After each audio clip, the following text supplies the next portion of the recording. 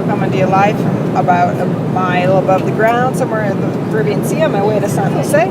We're going to finish our review finally, since we missed it because of the activities canceled this week. So your job during this review session is to pretend like we're in a review session, be an active participant, pause, take all the notes, do all the questions I ask, and then you'll show me your thorough notes and answers to the question to receive the credit for attending the review session. So we're going to pick right back off where we left off with math calculations for the test. And we're going to review converting numbers to percentages and percent change. So I'm going to tell you to pause right here and try to do both of these two examples before you press play again. So jot them down and do your best. So I want to see your work on your own, and then you can take notes as we do it together. Alright, so by now you should have tried these. If 200 households in a town of 10,000 have solar power, what percent does this represent? So to figure a percent, you take the number of the group you're interested in, which is the ones that have solar power, 200, and you divide that by the total number of the whole group, which would be 10,000. Okay? So you can do this long division yourself, okay? But I can also teach you a little trick. If you see a 0 in the numerator and a 0 in the denominator, they can cancel each other out. And I think it's much easier to think about 2 divided by 100 rather than 200 divided by 10,000. And I know that 2 divided by 100 will give me 0.02. And to turn that into percent, you just multiply by 100. So we have 2% as your answer for that one. Hopefully you got that.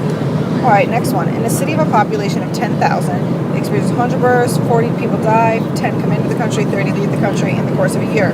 What's the net annual percent growth? I'm going to give you the equation that you're going to need for percent growth. This is also from the last video I did for your math review sheet. You need to basically memorize this. So the percent growth, hopefully you remember from math class as well, you're going to take the population at the end, or the final at the end of the year, minus the population initially or at the beginning of the year, divided by the initial population. So final minus initial divided by initial. Final minus initial divided by initial. Always divided by the number of people you started with initially, okay? So I'm going to erase that so I put it right, but that's a really important equation that you have to memorize for the AP exam.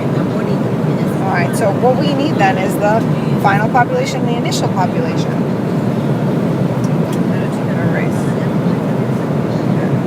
So we already have the initial population. Do PI. We just need to figure out the final population. So to do that, we need to decide how many people were added or subtracted from the population of the city. So 100 people were born, that added. 40 people died, that subtracted. So now we're down to 60 added. 10 immigrated. So 10 came in. We are at 70, and 30 emigrated. So we're down to 40. So we had an additional 40 people in the year. So we got PI equals 10,000, and PF, or the final population, equals 10,040. Okay, so now we go back to our equation of percent growth. It equals the final population, which we have right here. Final population minus the initial population. I'm not going to write that down. I think we can do that in our head. 10,040 minus 10,000 would give me 40. Okay, and I need to divide by the initial or the final? Yes, always the initial. Alright, so again, I'm going to cross out one of my zeros. And 4 divided by 1,000 is going to give me 0.004, or 0.4%. Alright, so there's your answer there. Okay? So hopefully you got those both right. Otherwise, we can maybe review a few more together if you have a few minutes to stop in. Another major pointer for the AP exam, it's really important, is keep it simple. They do not expect you to be able to do really high-level math. There's always going to be an easy way to solve this. Like I was telling you about canceling out the zeros on the top and the bottom to make your problem easier. 220 divided by 100, or in this case,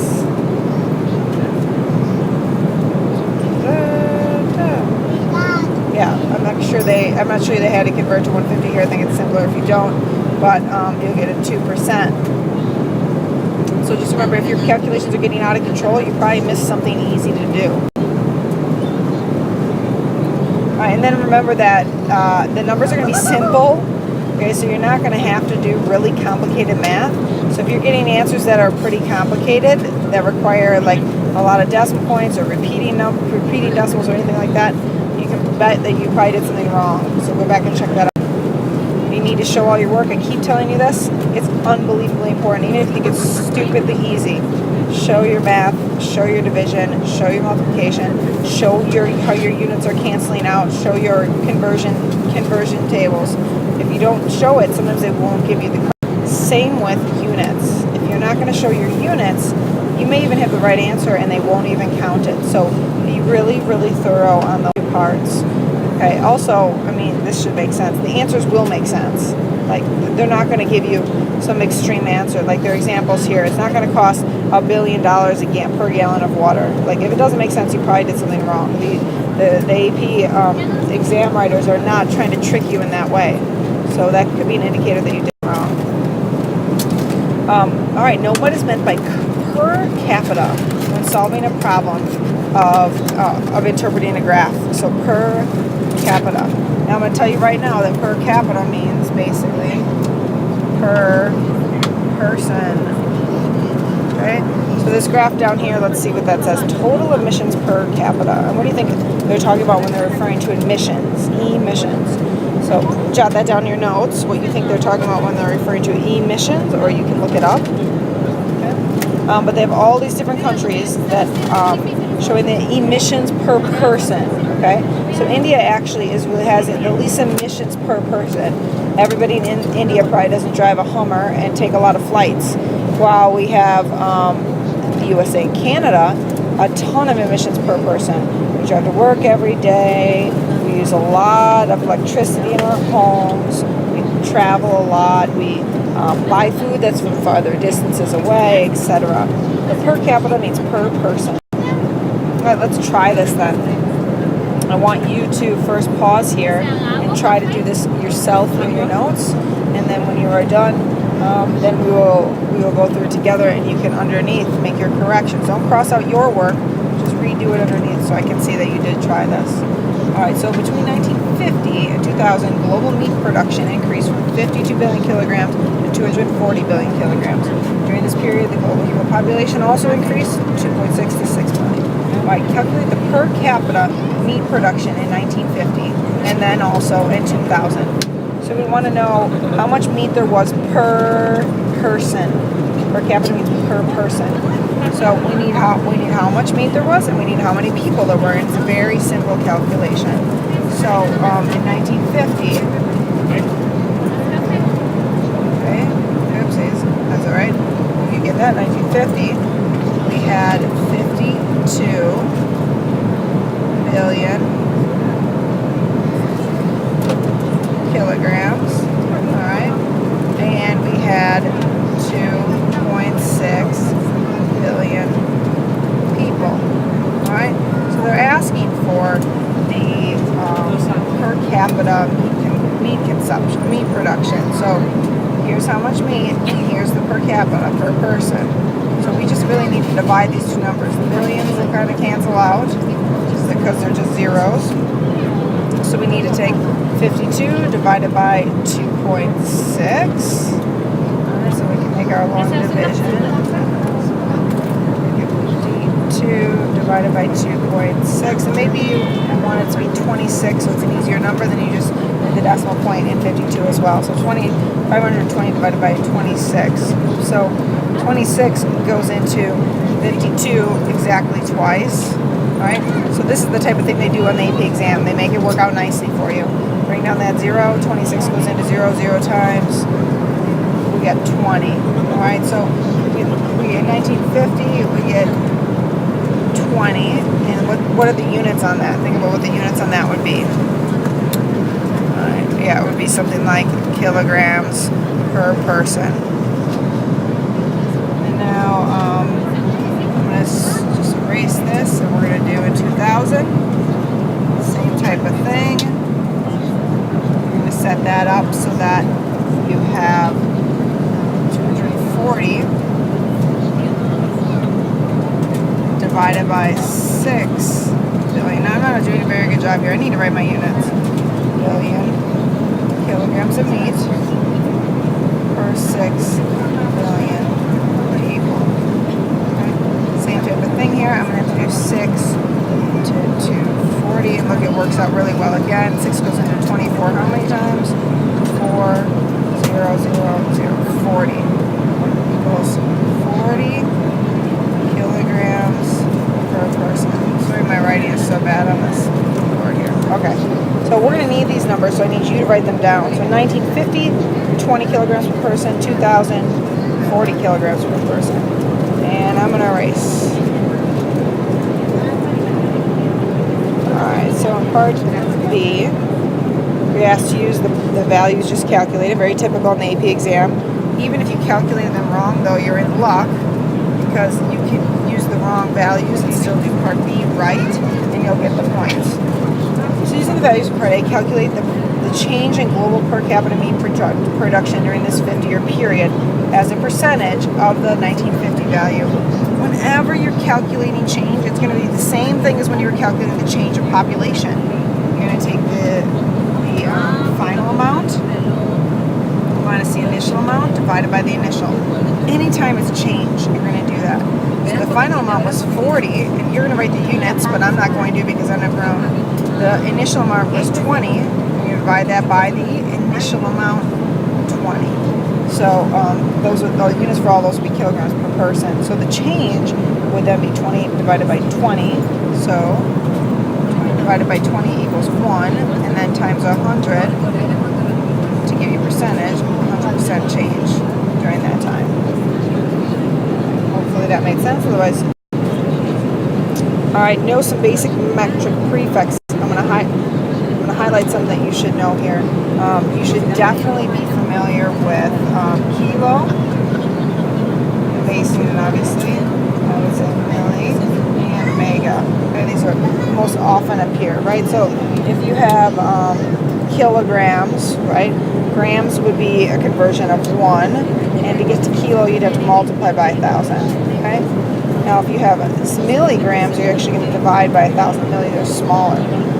Mega represents 1 million, so you'd multiply by a million. So if you could just remember kilo 1,000, mega million, and milli 1,000 or divided by 1,000.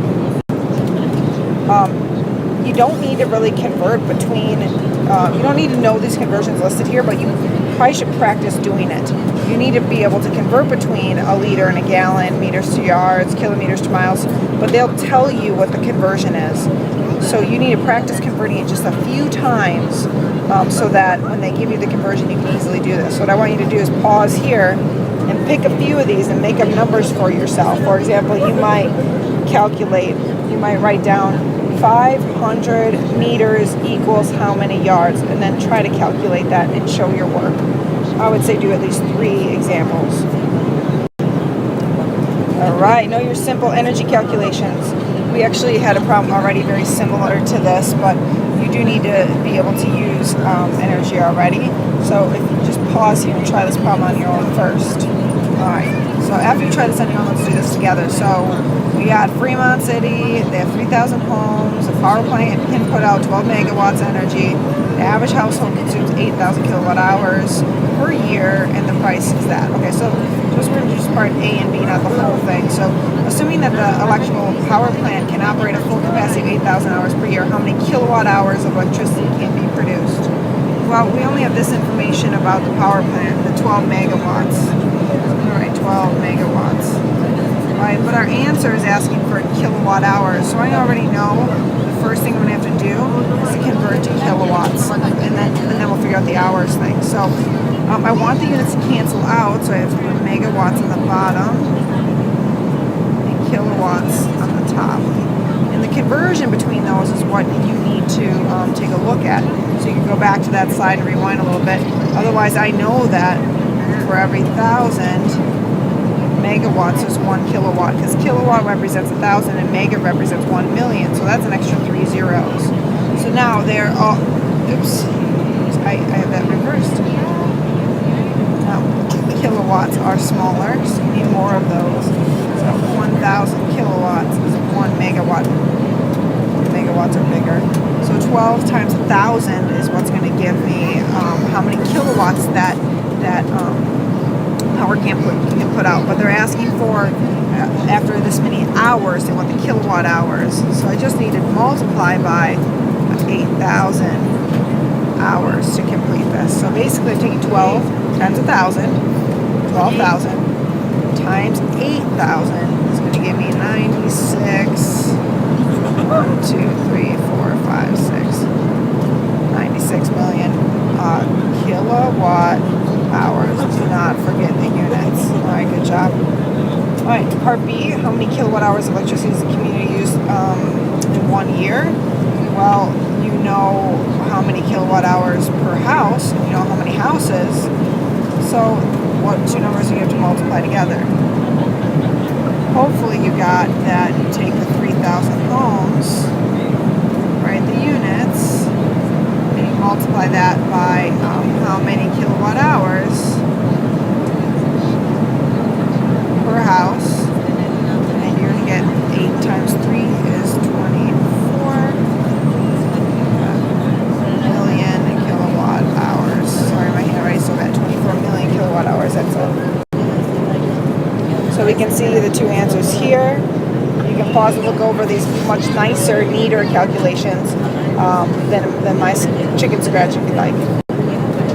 Alright, I would like you to pick one or both of these to try. I suggest you try them both. Either 2009 for your response number 2 or 2001 for your response number 1. So you can just go to APES Central or Google it. You'll easily bring it up. Without looking at the answer key, just try it, and then you can go ahead and look at the answer key.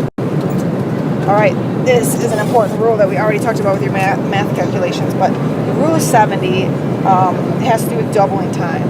Okay, so if basically we have an equation that we found, how basically that represents how long it takes for a population to double in size.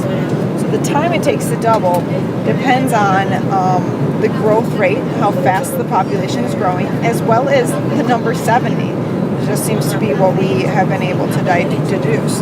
So the equation that you need is written up here. I'm just going to rewrite it as I want it. Doubling time t equals 70 divided by the letter they usually use is k to represent growth rate. So t equals 70 over k. So for example, if a population is growing at an annual rate of 2%, the number of years it would take for that population to double can be found by dividing 70 by 2. Doubling time equals 70 by 2 equals 35 years.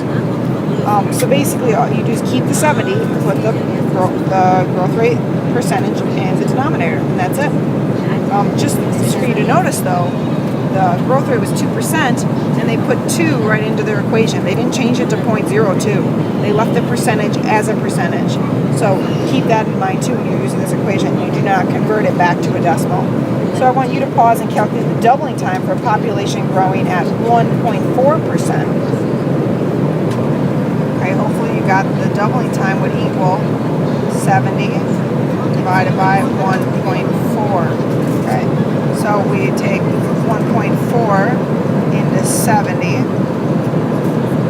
Okay, and remember, if you move the decimal point, you move it for both of them, so it's actually 14 into 700. So how many times does 14 go into 70? I'm going to guess 5 times. Let's see if I'm right. Let's see, 5 times 4 is 20.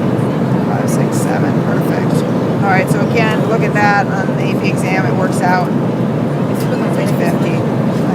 Oopsies, sorry about that line. The doubling time equals 50 years. YRS. Alright. There we go. Is there an answer? Proves I'm right. I'm always right. Be able to calculate half-life. So, let's look at this example to do that. Basically, half-life is how long it takes for half of something to be decayed or be used up. So, let's use a sample and see if this makes sense. There's a radioactive waste. It has a half-life of 10 years. So for 10 years, half of it will be gone. After another 10 years, half of that will be gone, etc. And it has an activity level of 2 curies. After how many activity level of this sample, I think there's something missing there. After how many years will the activity level of this sample be 0.25? So if the activity level started at 2, Half of 2 is 1. And in that time, how many years have passed? Well, it told us 10 years to get cut in half. So this is 10 years.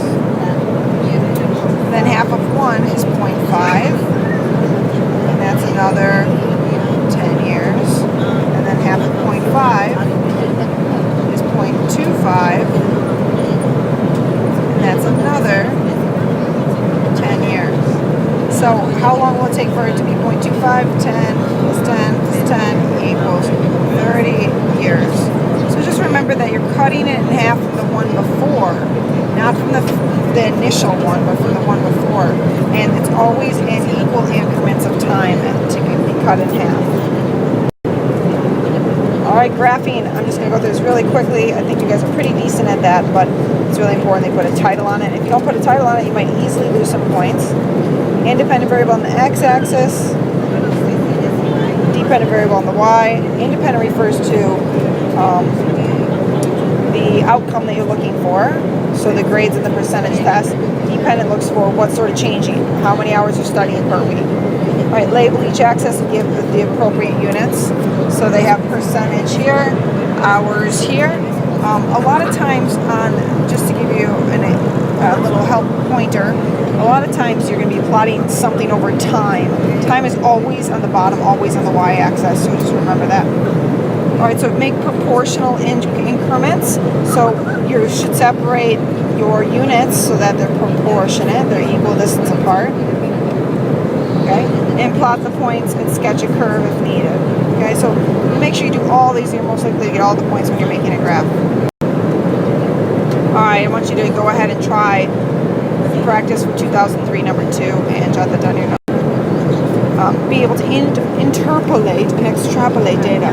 Basically, you need to be able to estimate between 2 points. So if you're given measurement A and B, you should be able to estimate what's about in the middle, or estimate what would lie on that line before.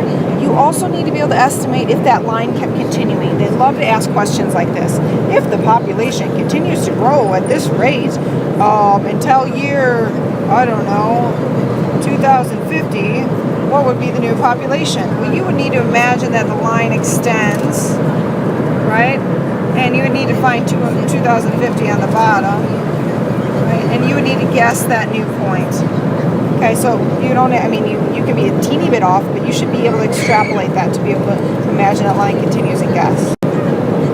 All right, and then the final thing is just to practice real AP multiple choice exams. I would just go on the AP website, open up, starting with 2012 and going backwards, and ones that look difficult to you, ones that you don't think you'll be able to answer very well, try them out, check the answer key, and continue to practice. They love to repeat topics, they love to repeat types of questions. The more practice you have, just period, the better you're going to do. And that's why we're practicing them so much in class lately. So I hope that this was helpful to you.